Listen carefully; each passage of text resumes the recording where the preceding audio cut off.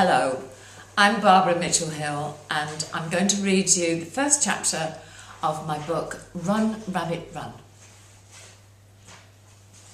You know how it is when you've got a secret and you can't tell anybody, and you have to go to school and pretend everything's normal, even when you know it's not. Well, it was like that the first day back after Christmas.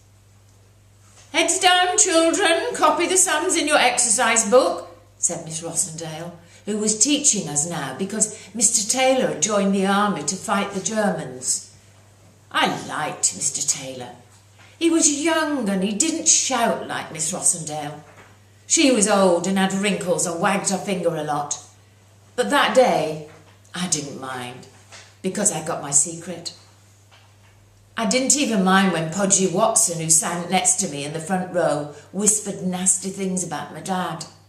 And I wasn't bothered at break when nobody would play with me except Brenda Watkins, who suffered from rashes.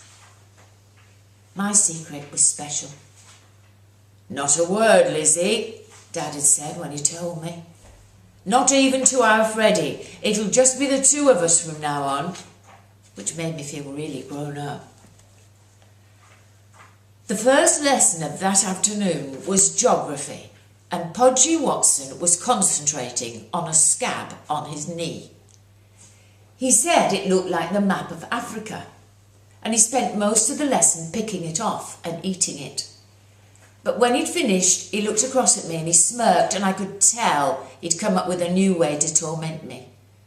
He passed a note across the desk.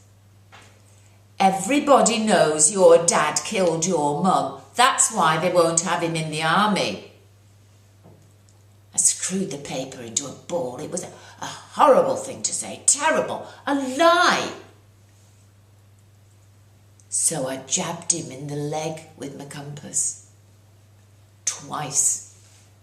It wasn't much, no more than a pinprick, really. But he jumped out of his seat, holding onto his leg and waving his arm in the air. Miss, miss, he called out. Lizzie Butterworth stabbed me, miss. I'm bleeding. Miss Rossendale marched towards us, her face as black as thunder. I sat up straight and I tried to look innocent.